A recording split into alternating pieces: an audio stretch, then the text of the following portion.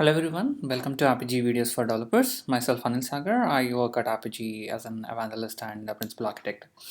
In this video, we're going to see how Apigee concurrent rate limiting policy works and what is the target identifier XML element significance in this particular policy.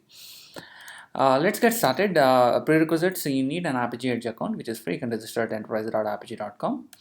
In this video, we are going to see how to dynamically vary API inbound connections based on API runtime variable.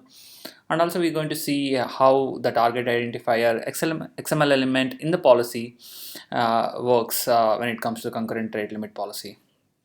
Let's get started. So we are going to create a new proxy to demonstrate how concurrent rate limit policy target identifier works. The use case here is basically if you have different backends and you have one target endpoint, target server, but the target server is talking to different multiple backends, and you want to restrict or throttle the inbound connections or the kind of concurrent connections that your client can make or clients can make to the target server based on runtime variables like headers. I'm going to create a Node.js target server for the demo. I'm going to call it climit concurrent limit proxy. We're going to use simple hello world sample. I'm going to make it as a pass-through proxy. Choose the defaults, build and deploy.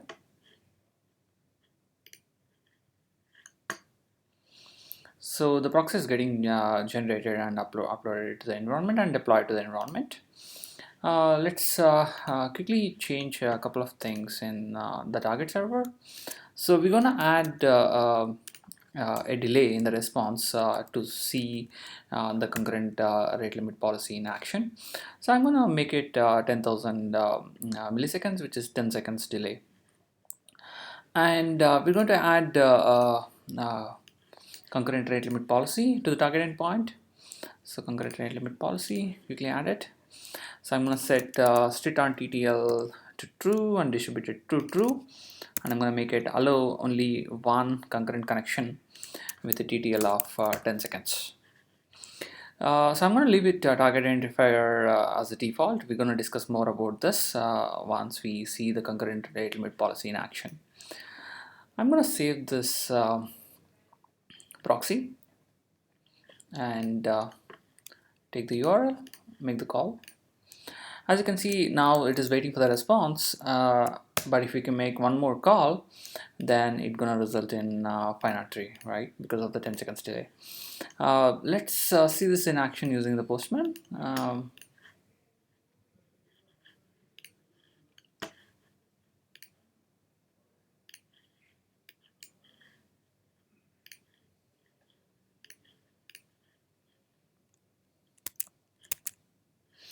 So I'm going to open up the Postman to see this in action. So I'm going to make first request, I'm going to make second request. As you can see, second request failed, 503, because still the first request is in process and we are allowing only one concurrent request at a time. Even if we take, so the first one came, so it allowed one more request. If you make one more request before we get that request, then it will result in 503. Similarly, if you make further requests, 503, right? So that's how concurrent rate limit policy works. But we have an interesting use case that is posted in the community where user says that let's say I have different backends and one target endpoint, but the target endpoint is talking to multiple backends, and I want to dynamically alter the number of concurrent requests based on some of the header parameters. So one way to solve this problem is use the target identifier element in the policy, but if you want to dynamically vary based on the header value, then we need multiple concurrent rate limit policies. So I'm going to say as target identifier name backend 1, where the concurrent limit allowed connections is 1, and I'm going to add one more concurrent rate limit policy. Let's call it concurrent rate limit 2. I'm going to say backend 2. So both the concurrent limit policies are attached to request and response. Each one is identified using the target identifier. So I'm going to change the second one to 2 requests of TTL of 10. Let's save this policy, updated policy. As you can see, the once you save the proxy, it fails because there is an error in the Edge UI where it adds uh, default fault rules twice, and it fails to deploy the proxy to the environment. So it's a bug in the UI, so we're going to change it. So we're going to remove the redundant default fault rule, and we're going to add it to the default fault rule that is created originally. But the problem here is we haven't specified when to execute this particular concurrent rate limit policy. So what we're going to do is we're going to leverage the policy flow conditions to execute based on the headers. So what we're going to do is we're going to add a condition to all the concurrent limit policies when to execute this. So I'll say condition request.header.backend is equal to backend1. So execute this policy when the header is backend1. Similarly, execute the second policy when it is backend2 based on the header. So we have to similarly copy the conditions to the response flow as well as to the default fault rule.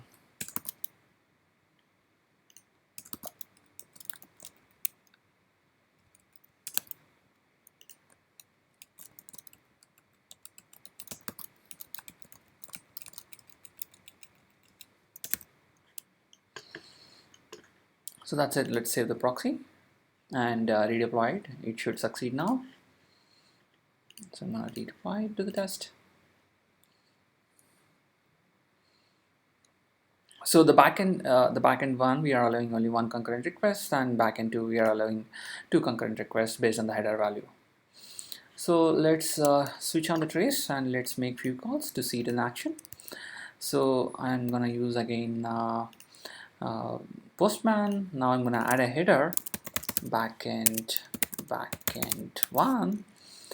So we are going to allow one concurrent request to the backend one.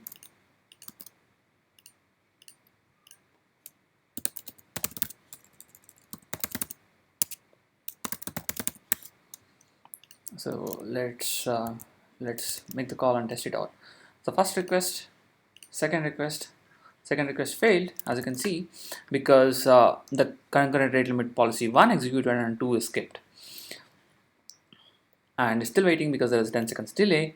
And as you can see, the concurrent rate limit 1 thrown error, right, saying that only one concurrent rate limit is allowed at any point of time. So once we got the request, so it is freed, and if we make one more request, it will work, because it decreased the counter and it allowed one more request. As you can see, the second policy is skipped and the first policy got executed. Let's change it to the backend 2, and let's test it out. Now it should allow 2 calls based on the header value. The first one, second one, and if you make the third call, then it will result in an error.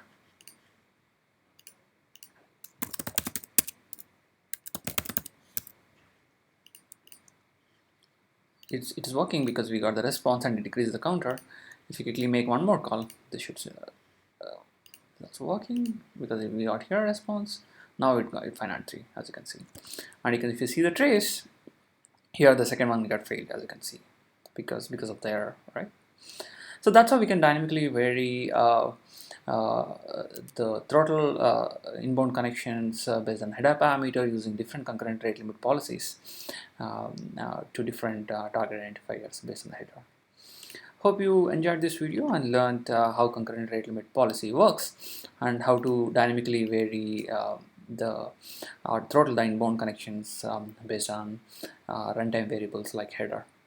Thank you for watching this video. We'll keep watching this space for more videos, and if you have any questions, please post in the community. Thank you.